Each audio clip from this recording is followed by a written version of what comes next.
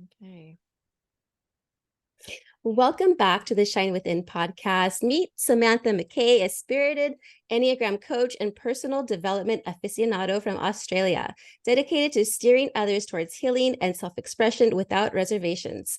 Drawing inspiration from her personal triumphs over chronic illness, pain, and emotional hurdles, Samantha delves deep into the profound question, how can we genuinely heal amidst internal and external adverse I can't even say that word today. Adversities. Serving a global clientele, Samantha's latest venture, Creativity and the Enneagram, sheds light on the unique creative nuisances. Okay, this is not me. I'm fasting today, by the way. But like I said, I'm my own editor. Nuances of every Enneagram type, more than just a guide. Samantha's personal journey of reconnecting and nurturing her creative essence exemplifies the transformative power of self-awareness and resilience.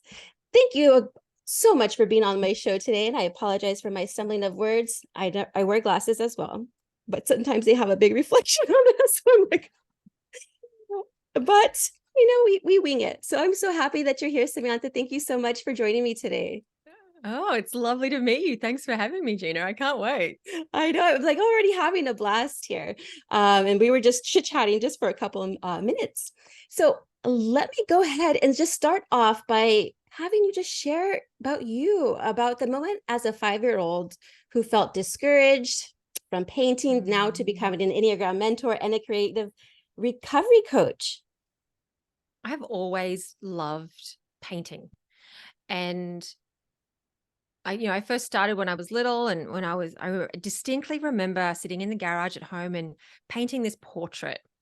And it didn't look like anything. It looked like a bunch of smudges and piles. And, I was berating myself for the skin not being the right color and the lines not being fine enough. And you'd look at it now with that objective sense and go, well, yes, that's what a 5-year-old would paint, because as a 5-year-old, you don't have the skill or the practice or the learning or those things. But as a 5-year-old, you look at it and go, this isn't good enough. You're not good enough. And we take on those messages really on. And even though at the time it was me saying that to myself, I didn't make that up on my own. That message has come from somewhere. And every time throughout my teenage years that I tried to be creative, there'd be something that would either attack me or shut me down for it. And so when I became a lawyer, it felt like that was all I could do. And even though some people would see the law as a very creative profession, I looked at it and went, I can't do this for the rest of my life. This is not exciting. This is boring. This does not have enough creativity for me. And so I left and went on this journey of, changing careers a few times and trying to figure out what it all looked like. But along the way, I did a number of values exercises, but I did Brené Brown's exercise from Dare to Lead, where she wants you to find just one value, just one, which is incredibly challenging. And most exercises ask you to find 5 or 6. But for me, the one that stood out was creativity. And that made me realize that I needed to have it. And I tried to work part-time and have creativity in the weekends, and that didn't work. And I eventually realized I had to have creativity in everything I do. And that just kept guiding my decisions and what that looked like. And then a year ago, I had to pack up all of my stuff, and it's all in storage. And that's where all my art supplies went. And I've been staying in the middle of nowhere for about a year, living out of a suitcase. So no art supplies because they take up space. And just a few weeks ago, I was like, I'm sick of not having a paintbrush in my hand. There is something about it that when I have this paintbrush, I just feel like myself. So I picked up a few travel supplies and I've been painting again.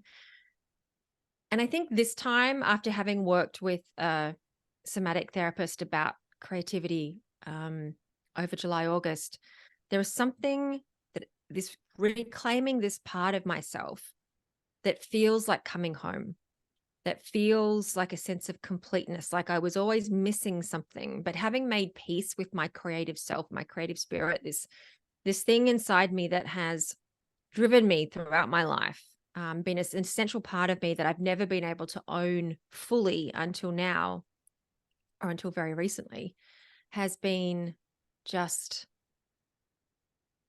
a huge, like, relief, but this groundedness.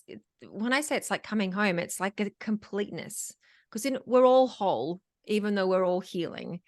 But there was something about, oh, I really feel that wholeness now, because creativity is such an essential part of who I am, and also part of everyone, because I've always had this belief that everyone's creative, and that if only we could put more of our creativity out into the world would be such a better place, and everyone would be happier and more content, and problems would be solved. And yes, I'm a 7, so there's a slight little tinge of positivity that goes across all of that, and we'll talk more about the Enneagram later. But there's just this sense that we need more creative expression in the world, and how important that is for everyone, especially on a healing journey as well. Yeah, absolutely. Thank you so much for sharing that. And it's true. And everybody's different. So everyone will express their creativity differently. And that's a beautiful thing. And for me, well, I was not good at painting, but what surprised me one day is that I went ahead, I think I was maybe 17 years old, and they were doing a painting class, not by numbers or anything, but I was just following the instructor's direction, and we're doing a beautiful waterfall. And mind you, I was just doing stick figures. Never really had much of interest in drawing or painting, but this one I was like, let me just try this. Oh my goodness, my uncle, actually on my father's side, my father passed away when I was a baby, so he's my uncle. He's the youngest of the family. I gave him it, and he was like, "This is beautiful. Where did you get this?" And I said, I painted it." He was blown away. So just by getting it out of my comfort zone, like I'm terrified of like still arts and crafts stuff. I'm good at cooking and cleaning and things here and there, and maybe computers now. But just knowing that, getting out of that anxiety of, oh, I can't do it, and just doing it and putting it into action made a big difference. But unfortunately, I haven't painted anything since then. But I've learned my creativity side is a lot of different things. And I was sharing with you before that when I was drinking heavily, I didn't know who I was, obviously, because I was drinking heavily. I don't know, I was lost. And it wasn't until I became sober minded and started like learning more things and got a mindset mentor. And then I went ahead and started realizing some gifts that I had.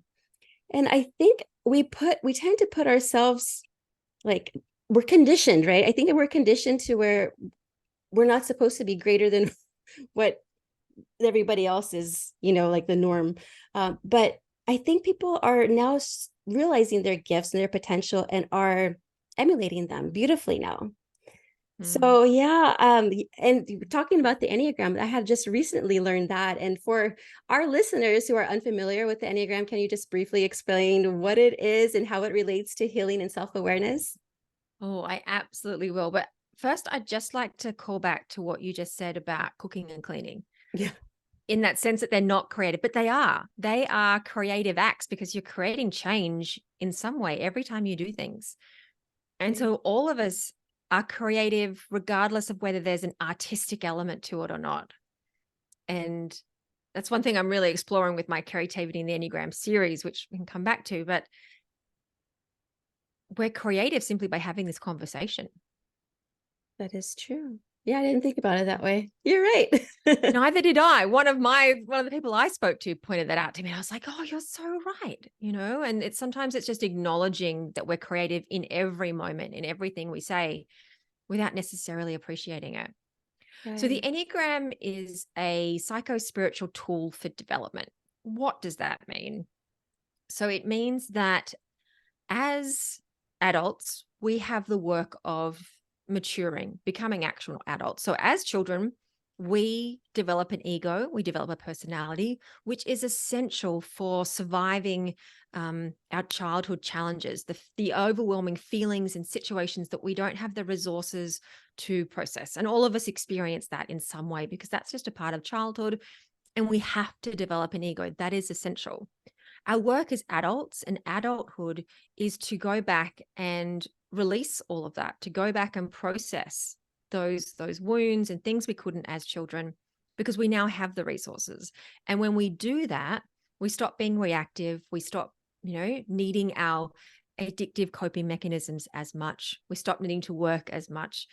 We create more space for expansion and to making different choices and not just following the same habitual patterns. And so the Enneagram shows us the patterns we're most likely to fall into by describing one of 9 types. Although technically there's 27 types. And then showing you how you start to loosen the hold they have on you with specific practices and approaches and different things you can do. And so it's quite complex and multi-layered, but it really is a way to help us grow up as adults. It's on the basis that as adults, we're not actually grown-ups yet. We're just little kids running around in big bodies. Right. But it shows us the pathway of what it does mean to heal and grow out of the things that continue to dictate our life, which is how they're designed. We're designed with this inner protection system, but as adults, ideally we do the work to release the hold that has on us. Yes. And you mentioned the power of giving ourselves permission to heal. Now, how can someone take their first step, especially if they've been conditioned to stifle their own creative spirit? The first step is waking up, is acknowledging there is a problem, there is something missing, because until we acknowledge that, we can't take any action. So for someone that might mean, taking an Enneagram test or reading an Enneagram book and just becoming more aware of some of their their uncomfortable patterns. And generally we find our Enneagram type the worst one because it's so uncomfortable to be reflected back these unhealthy ways of being. And so the Enneagram can help us start to see and become more aware of our own behaviors. When it comes to creativity, I think it's also the looking at your own understanding of creativity and your own beliefs around it. Because if I believe that the only way to be creative is through painting, but I'm not any good at painting, well, that stifles me. It means I can't do any drawing. It means I can't see any other forms of creative expression. And it means anything I do paint, I'm going to be very critical of. And so one of the practices I've been doing lately is actively seeking out anything, all the positive elements of a painting I've made, because my habit is to criticize everything, which actually doesn't help me become a better painter at times. You actually need a positive, supportive voice to help you want to keep painting. Which sometimes is a misnomer, but even that small practice has helped to break that habit and help me do more painting. Yes, I noticed that voice in the back of your head, oh, that doesn't look good, or oh, you should do better than that. How do we rid that voice, and how can we start appreciating the work that we're doing instead of like self-criticizing all the time? So hard, isn't it? So tricky. And Yeah. the first thing really is to become aware of the voice and that the voice is not you, that you and the voice are not the same identity, that they're separate pieces. And so you can think of some people give the voice its own persona as a way to create some space with it. Some people just see it as, like that's the inner critic, or that you can see it's part of your personality sort of lying to you in a way. And then when it comes to releasing it, once you've sort of observed it and really understand what's motivating it, is to try and do the opposite. So in my case, it's to bring positivity in. So as opposed to looking at my painting and going, oh, those trees look completely disheveled, I can go, you really enjoyed the way you played with the brushstrokes there. I really like the way you've used color. And I see there's a uniformity, I can tell they're trees. That's great, and really looking for what's positive as opposed to just criticizing the negative. But it's really hard because I'll pick up a painting and the habit is so strong that I'll instantly start looking at the negatives and criticizing it, that it takes work to go, right, what's the positive about this? Right. So always kind of like look at the good in it. What's being created here is that you're actually creating it. That should be good enough. That's That right. you're creating it. I made it. I enjoyed making it. I got to play with paint and colors. Like that should absolutely be enough, but we're conditioned that it isn't. And it's how do you break that conditioning? Right. So I have boys, all boys, 3 of them. and two of them are little, 8. One's going to be 8 this weekend, and then the other one is 9. One is like, the 9-year-old is like a massive artist. Like, he is just like, wow. It's actually my stepson, and like really good skills. And then my son, then he draws, but it's so beautiful and he's so passionate about it. And then what's nice is see them collaborate. And I have the older one teaching the younger one how to draw Godzilla, because that's my little one's favorite character is Godzilla. And and I just love seeing them work together. Now, why do you think the majority of us lock up our creativity during childhood? Such a sensitive part of ourselves. Yeah. And true creativity is, I think, the most authentic expression of our identity that we can possibly have, which means it's extremely sensitive to how the world responds to it.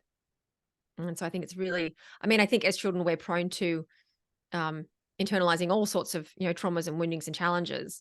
But I feel like the creativity part is particularly sensitive. But I might be saying that as a 7. But I think it's such a core part of us. So I recently read this book, The Myth of Normal by Gabor Mate. And he talked about us needing 2 things as kids: attachment and authenticity. And, attachment is to be attached to our caregivers and to know we're going to be taken care of. And authenticity is to express our true selves. But as kids, we have to choose attachment over authenticity every time for our own survival. And so our authenticity gets squashed. And so as adults, part of our work is to try and reclaim and refresh and reconnect to and bring back to light that authenticity, because it just didn't necessarily have space. We didn't get to choose it as kids for whatever reason. And there are multiples of reasons. Yes, the whole conditioning, like a lot of us, a lot of parents I hear, luckily my mom wasn't like this, but they would say, stop crying or suck it up, or, there's no reason to be mad. But I think it's very important as children for us to, well, for us, I see I'm with my child's self. It's important for children to actually go through that emotion, and even adults too, of course, don't get me wrong. Trust me, now I make sure when I cry. Before I used to hold everything in, or used to drink to and instead of me actually letting out that emotion, I would hide that emotion and drink, and then numb myself, because I don't want to feel that emotion. But with children, I feel like they should just, if you're angry, okay, let's find a different way to express that anger. You don't have to throw a tantrum, but let's maybe do some take a walk together outside, do some breathing exercises. My kids and I, we were doing breathing exercises a lot during the summertime. Not so much now anymore, but I mean, I still do, but I need to get them back into it. But I think it really helps them. It really helps them just kind of center themselves. And then one of them said, oh, you know what? I'm ready to take on, 4th grade now. I feel so much better. Like, I'm like, oh, wow, this is good. So these are good habits to have. Is there any other habits? Yeah, go ahead. Oh, I've been trying to teach my nephew, who's 2, which is probably a little bit young, how to stomp and roar like a lion when frustrated, just to let the anger out, and stomping is a great way to do that, because we need to feel those emotions, but we need to be taught ways to process them, healthily. And most of us don't know how to do that ourselves. So it's very hard to teach our children how to do it, and in a way that resonates for them. I don't know my nephew's Enneagram type, so I don't know how, does he need more logical based instructions? Does he need more emotional type instructions? Does he need more sensory instructions? What is he going to respond to best? And it might just simply just have to wait till he's a bit older. But it's interesting to try and think, okay, how can we support him with his emotional development in ways that, work for him, that he can use throughout his life? Yeah, I totally agree with that. And I like the whole stomping. I should have thought about that when my little ones were little, about toddler age, because that's so right. They need to express that. Like, now, for someone who is feeling, creatively stifled, let's just say, what is the first piece of advice actually, let me change my question here. Have you noticed at all different cultural, regional differences in how creativity is perceived and nurtured? Great question. I feel like I haven't necessarily noticed that enough to have, a comparison. I know that we see dominant cultures, some anecdotal evidence about different Enneagram types as different cultures. And so there's sort of some lenses through that you can, with collective shadows. So, Yeah, it just the depends. Yeah. And it depends yeah, on the it's a person real too. and it depends on their family experience. And That so I is think there's true. multiple layers here, because it's both. I think of it as both an individual trauma or wounding and a collective trauma and wounding, because there's that piece of how did my caregivers respond when I showed them my creative work? And Mhm. then also, how does the world I live in, that cultural context, value creativity, and what's their perception of it? Because if creativity is only defined as a piece of art that you can sell for $1 million, and you're not making that, or you haven't been found, then it can be hard to think, well, why would I keep making art if it's not going to Right. be valued? That's a good point. Yeah, absolutely. Now, can you share the process you take your clients through? Mm. So the first thing we do is figure out their Enneagram type, because that very much sort of guides us as to how to work together, what are the kind of wounds we're looking for, and what are the patterns that might be keeping your creativity in. And so I'll give you an example of one of my clients who's a type 9. And type 9s are the ones we described as looking for harmony. They want to Mm. avoid conflict. And so they want to be very calm internally and have a very calm external environment. They've sort of got this very sort of friendly air. Some people think that means they're not hardworking. Nines Mm. are actually very hardworking, but on the one thing that matters to them.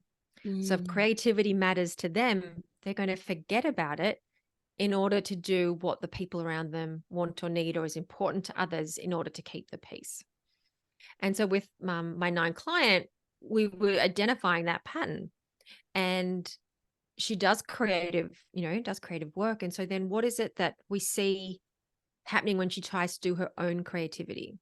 And 9's a body type. So really focus what's happening in your body as you try to do this. Where are you trying to calm? Where is the anger? Because 9's they go to sleep to their anger. And so in this sort of using these centers of intelligence and understanding it, um, we started using a screaming practice to try and access and release that anger and to bring more energy back into her body so she had the energy to do her creative work. Mm. But you can see how individual that is. And so for a different type, a head type or a heart type, the body-based screaming practice may not work as well. And so we have to take a different approach. I see. So it depends on the Enneagram number. Now, say there's the two, like for me, I was a number 7 and then I'm a number 5. Number 5, is that an investigator? Investigator? The investigator thinker? Yes. So those are both head types. They're both analytical, but they're taking different approaches to things. So we'll just focus on the type 7 because that was the one you tested as the highest. 97%. Yeah. Yeah. And so the sevens are generally described as being creative because they break the rules a lot. They don't want to be trapped or limited in any way. And they're always looking for ways to have freedom. What sevens don't necessarily realize is the more they try and push to have freedom, and what they mean by that is to not make any choices, actually the less choices they have. So the constant pursuit of freedom means you end up with no freedom. And what they're trying to avoid is pain and suffering and limitations and being trapped in some way. And so it's taking the understanding of that, what they're pushing away from, and seeing in what way they're trying to be creative and how is that tying into how they're self-sabotaging their creative work and what's happening there. And it's really looking at the two together. So the Mm. process really for me is, where are you at in your creative process? What are you trying to achieve? What's your Enneagram type? Where are you undermining yourself? And finding that sort of sweet spot where we can start to create more space in the personality, in the ego structure, because we need to confront a little bit, we need to both befriend our ego and confront it to start to create space and break the hold it has on us to some extent. Right. No, I love that. I love that. Yes. And whatever you said about the seven is correct. Like, I like freedom. I don't like to be stuck in one thing only. I like trying everything. That's where the creativity side comes out too. Mm. So I know you have a lot of success stories. I'm sure you do. Is there one particular one that you're just like, oh, wow, this is the one I need to share to everybody after they've worked with you? The client I was mentioning earlier about with the screaming practice, for her, she was experiencing, I work with a lot of people with chronic illnesses as well, because people don't always realize, and I'm not saying you have chronic illness solely because you're not expressing your creativity, but I find in the healing process, usually being able to, if we don't feel able to express our true self, our authentic self in some way, then the body is going to be very stressed and hold on to that contraction in some form. And if that happens for long enough, it generally results into some kind of physical illness, or addictive coping mechanism, because our bodies are designed to express themselves in a number of ways. And so for me, part of my recovery process involved intense painting for 4 years, but it also involved sorting out my digestive system, doing a lot of meditation, meeting with the therapist to do emotional work. So it's, recovery is a multi-part, multi-system process. But for this particular client, once we started doing the screaming practice, she found that her, unexplained pain would go away. She started to realize how creativity was a spiritual practice, and it started to become easier to do. And we set up new beliefs and new systems to make it more just a part of her life, and create more space for it to happen. Oh, that's beautiful. Thank you so much for sharing that. Now, where can our listeners work with you? Because you're global, so you work with people that could be in the US, could be in different countries, not just Australia. No, I mostly work with people in the US or Europe, actually. So I cover a lot of time zones. Oh, nice.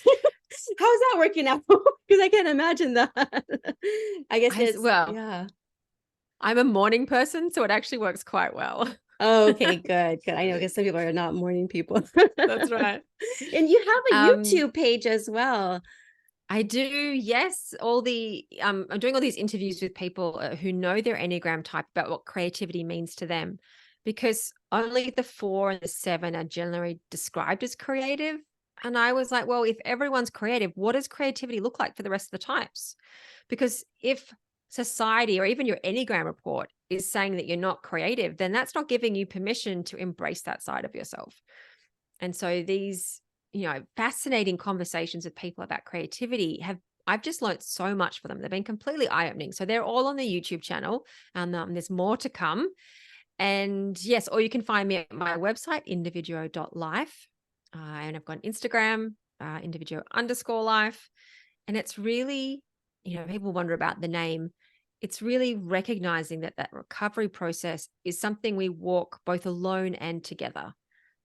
Some of it we have to do by ourselves, but we can never do it completely alone. So we heal in relationship with other people, as well as healing the relationship we have with ourselves. And so that's sort of what the name of the business really means to me anyway. I love that. And I was looking at your website and I love your whole approach to healing on there's 9 principles, right? So Yeah. that's nourishing spirit, healing what's hidden, growing discomfort, emotional processing, grieving what's changed, power of permission, changing paradigms, accepting reality, and somatic connection. Ooh, can you talk to me a little bit about more of the somatic connection? Because I've been hearing that of somatic therapy a lot recently.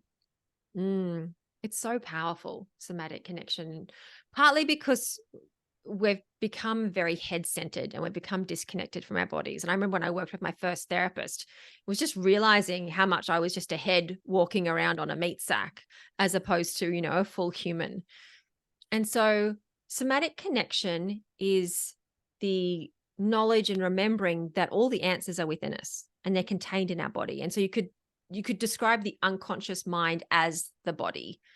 We have brains in our gut and in our heart. There are enough neural pathways and connections to be, functioning brains operating in those three centers. And so somatic connection, and there are many ways to do it with many different modalities and practitioners, but it's about coming into the body and being able to listen to the sensations, get to know them better, and then listen for what they're saying. What is it your body is trying to tell you that because you haven't been listening, it's coming out in the form of pain or eczema or anxiety or depression or any other sort of illnesses? But, everyone's body has things to tell them regardless of the state of their health. And it's listening. And I find that when I do this process with clients, just the insights that come up are just astounding. But it's easier for certain Enneagram types of clients to access it more readily. For the other types, the head types especially, but also the heart types, it takes a lot more effort to learn that the rest of the body is there and to connect into it. But for me, it's remembering you've lived in your body longer than anyone else. No one has lived in your body. You are the expert of you. And so when we are healing, it sometimes seems easier or appropriate to outsource our authority to another expert. And we give all that authority away as opposed to holding on to it ourselves and remembering that our authority is in our body. We may not have studied for the years that the people we're consulting have, but they're meant to act as guides, not parental figures telling us what to do. And so to remember that we are the experts of ourselves because no one's lived in our body. No one else. It's just us. It's just But us. Yeah. yeah, but we've forgotten or haven't practiced or learned how to access the wisdom contained in our body. Yes, because I've suffered from a lot of childhood trauma, and I went all to my stomach. We were talking about the stomach and the heart. Everything was like anxiety there. And then later in life, I went to my chest. I had anxiety here. But when I was young, the doctor, we went to a children's hospital, and the doctor diagnosed me with IBS. Now, as an adult, thinking back then, like I didn't have IBS. I was going through some other stuff because I'm fine eating anything and everything works fine. But as I've gotten older and started paying attention with being sober, first and foremost, in my sober mind, I really start paying attention to my body, and it does talk to you. It tells you, hey, pay attention. Your back is hurting. And then I have to think, well, what was I doing? Okay. Well, then I'll have to stretch out, more breathing, do some physical activity that will strengthen those muscles around my back. And the next day I'm feeling much better. It's like, okay, so your body, you're absolutely right. Your body is telling you something. It's there to guide us and to help us. It really is. Yeah, so much so. But I definitely ignored it for a long time. Yeah. So you had chronic pain and anxiety. I suffered a lot from anxiety too. How did you overcome it?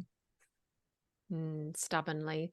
So I had my first real chronic illness in my teen years. But no one really thought of it like that back then. So it wasn't until I was 27 that I sort of acknowledged that I had chronic eczema and chronic pain. And at the time I was living in London, I was depressed and I had seasonal affective disorder and just all the things, insomnia and I'd already had, depression and anxiety, although I didn't realize I had anxiety because I was so used to managing such a high level of stress that being relaxed just feels weird to me. It took me a long time to calm down. So at this point in time, at 29, I'm covered in bandages, constant pain from my skin having these sort of palm-sized oozing welts across my arms and legs. Things are bad. And I was still in denial, and until you wake up, until something wakes you up out of that, I can just keep soldiering on with this pain. Nothing changes. And the moment that wake up happened for me was I lost the most important thing to me at the time, which was my brain. I kept saying to myself, the only, as long as I have my brain, that's all that matters. And I walked into the office one day, and I was a lawyer at the time running a case. And I looked at my case files, and I'd known that just a short while before I could look at the case files and essentially, have that sort of memory recall where I knew where everything was and could access it all very quickly. And that sort of not photographic memory, but in that sort of vicinity. And I looked at these files that day and realized I had absolutely no idea what was in any of them. Mhm. And now we might call that brain fog. I don't know if that's actually what it is. But that moment is what made me acknowledge it was time to start getting some help. And the journey to get that help, was times challenging, and you go forwards and backwards in your recovery process. But it was Yeah, that moment that I finally went, okay, it's time to take this seriously.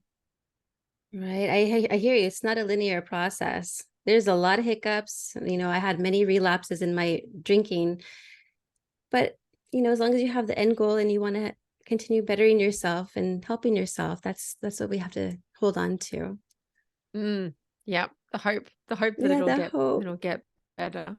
Yeah, because for me, I had my body told me, "Hey, you're hospitalized now. You're done." And that's when the doctor told me, "You have literally like 10 years to live, or you need to stop drinking, or you're just going to die in 10 years." I'm Mm, like, "Oh no, I have children. Why am I being so selfish?" And so that was a big wake up call.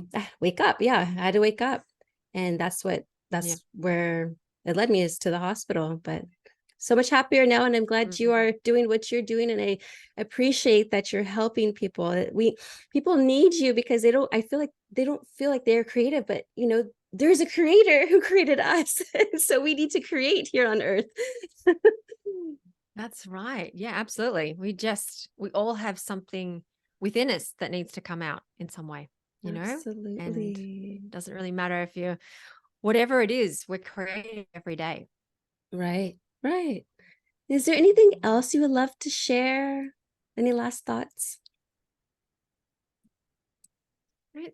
I mean, I'm sure we could talk about this for hours, but I don't think there's anything particularly pertinent that's been missed. Only just that, you know, the healing journey is a process, and you know, we're always being asked to become more aware of it and to um, be able to heal what is within us. And whether you use the Enneagram or not, there are lots of different tools and resources out there to support you on your journey, and really just to trust yourself and wherever you're at in the process with what's coming to you, to use that to help guide your way Mm, wherever you're going.